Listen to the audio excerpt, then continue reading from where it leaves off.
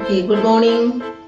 Last video we have seen what is stiffness influence coefficient. Now we'll go to flexibility method. So structural analysis we have discussed force method as well as displacement method, and the stiffness method comes under the displacement method of analysis, and the flexibility method is force method of analysis.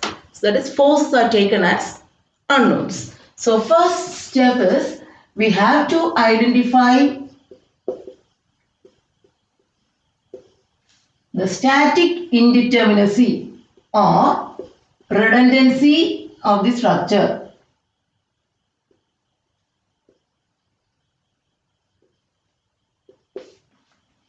So force method, first step you have to identify the static indeterminacy. How will you identify the static indeterminacy? In the support there are two reactions, a vertical reaction and a moment. Here a vertical reaction, here a vertical reaction. So altogether 1, 2, 3, 4 unknowns minus 2 equations of equilibrium. Since there are no inclined loads, we consider only sigma v is equal to 0 and sigma m is equal to 0. So 2 equations of equilibrium. The static indeterminacy is 2. So we have to first of all release 2 redundants. Let us release 2 redundants. I am going to release this reaction at B and reaction at C so that it will become a cantilever structure or a statically determinate structure. So release reaction at B and reaction at C. That is one way of expressing it. Or we can say remove support B and C. So the structure which is obtained like this after removing the support at B and C, this is called the primary structure or statically determinate structure. So this structure after releasing RB and RC is called the primary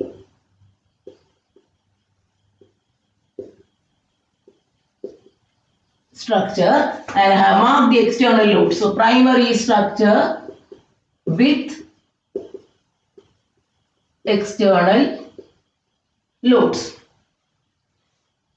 Now I am going to apply the redundants. RB and RC are taken as redundants, so I will mark it R1, R2 are the redundants, that is RB I will refer at R1 and R2 is RC.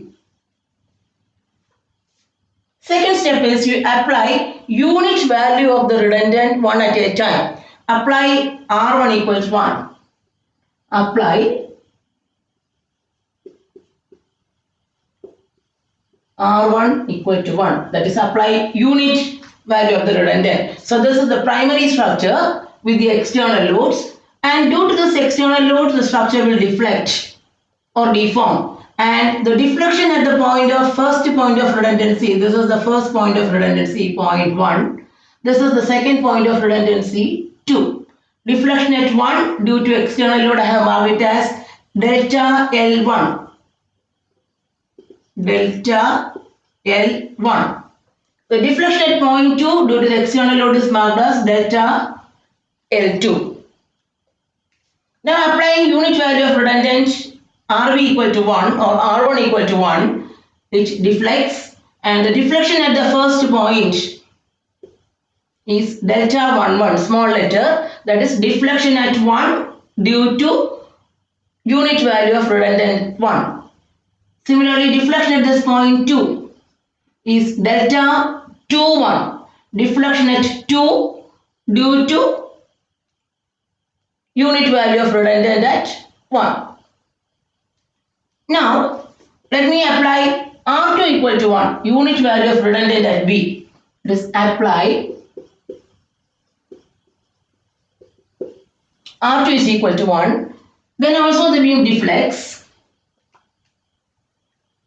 Deflection at the first point is delta 1, 2. Deflection at point 1 due to unit redundant at 2. Deflection, the second point is delta 2, 2.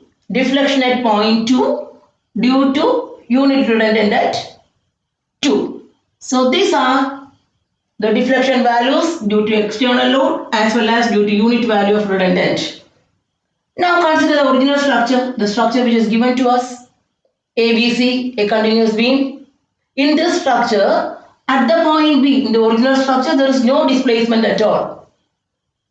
The displacement at delta V is equal to 0. Similarly, the deflection at point C, the total deflection at point C is also equal to 0. Now we have to write down the consistent deformation equations. So flexibility method is nothing but the matrix formulation of consistent deformation method.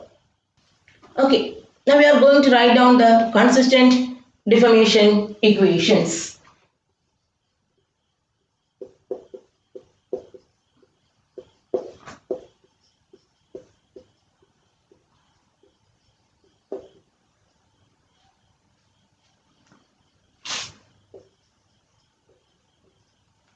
The total displacement at point B due to external load, it is delta L1 plus the deflection due to R1. It is when R1 equal to unit value, it is delta 11. But if it is R1 is having some definite value, the reaction at B is having some definite value, the total deflection at this point will be delta 11 into R1. So delta 11 R1 plus the deflection here is delta 12 due to unit R2, but if R2 is having a certain value, it will be delta 12 into R2. Delta 12 into R2 is equal to 0. That is, total deflection at B is equal to 0. Similarly, consider the point 2. The total deflection at point C in the original structure is also 0. That is delta L2 due to external load.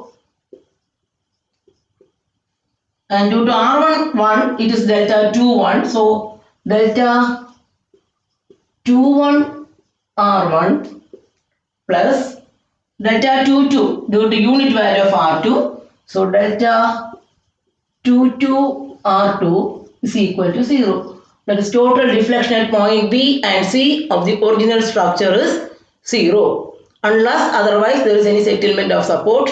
If there is settlement of support at point B and C, you have to write those two values here. Normally, the deflection at point B and C for the given structure here is 0. Now write these equations in a matrix form. Delta 1, 1, 2, 1, 1, 2, 2, 2 into R1, R2 is equal to 0. Or this can be written as F into R is equal to not 0. This is equal to, this goes to the right hand side, minus delta L1. This goes to the right side, minus delta L2.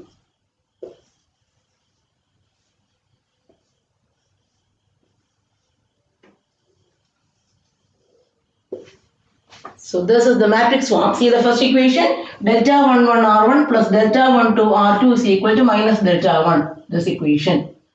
Delta 21 R1 plus delta 22 R2 is equal to minus delta L2. The second equation. So this matrix is called the flexibility matrix. Here F is, or this equation is called the flexibility equation.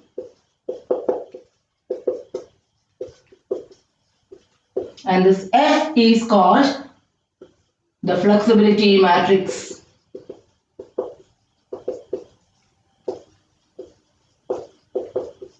And R is the vector of redundance, and right hand side vector delta is minus delta 1, or again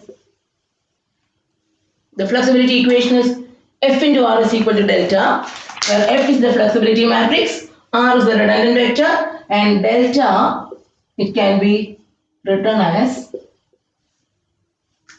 delta S minus delta L, where this delta S is normally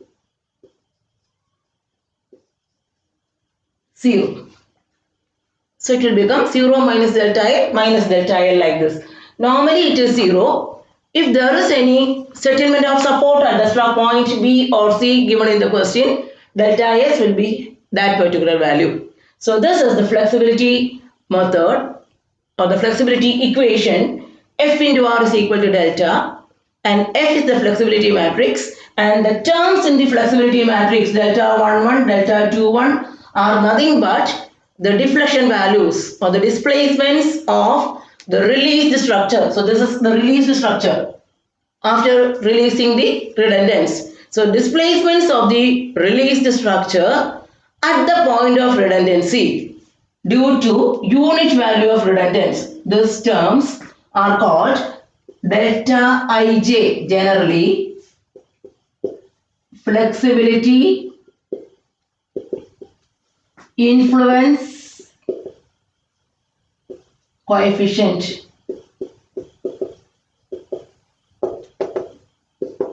So delta Ij is called the flexibility influence coefficient, that is the displacement values at the point I, displacement at coordinate I due to unit load at J. At that time all other forces must be equal to 0. So flexibility influence coefficient is nothing but the displacement calculations due to unit redundance, and the right hand side vector is displacement due to external loads. So the flexibility method, we need some methods to calculation of deflections, this delta Ij as well as the right hand side vector, for which we can use several methods. We can use moment area method or conjugate beam method or unit load method. The different methods which you have studied already in your previous semesters for computation of displacements of statically determinate structures. Okay, thank you. In next video, I will illustrate a numerical example.